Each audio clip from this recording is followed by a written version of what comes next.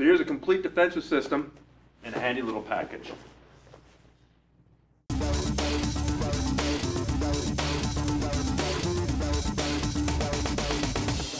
Okay, so now we're going to talk about defense, Stephan. And for me, and probably for a lot of people, I think when everyone starts Jiu-Jitsu, they get really excited about the submissions and the sweeps and kind of the offense, basically.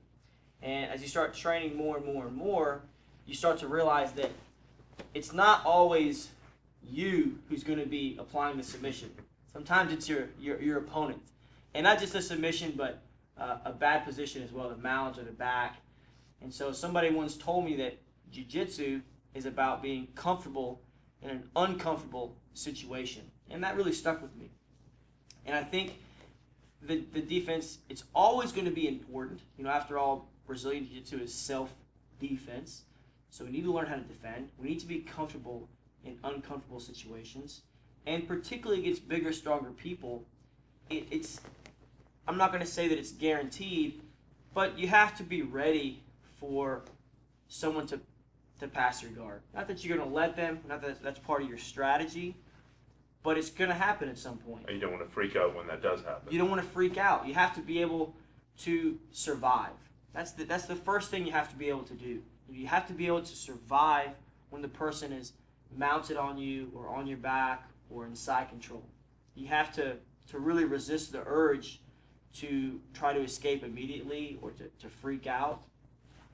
You have to be able to defend and to evade, you know, your opponent's attacks and even escape off of those movements that your opponent makes. And I think people sometimes downplay the benefit of defense. It's kind of like people train like this, I think. Well, and I say this because this is how I used to train.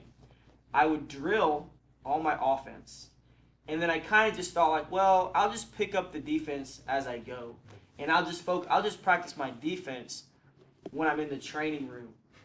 But I think it's important that you spend as much time drilling your arm lock from the guard as you do defending the arm lock from the guard, because Although you can be a brown belt in armbar from guard and blue belt in defending the armbar from the guard. that's right. And that's not uncommon to see. You see people who, as long as they stay offensive, they do really well.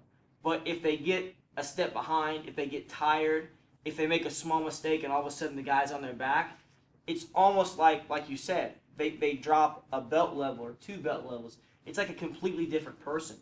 So you need to realize that the longer you can survive, the more opportunity you're going to have to win the match or the training session or be able to defend yourself, you know, on the street or wherever. So it's really important to focus on the defense, and that's what we're going to do now.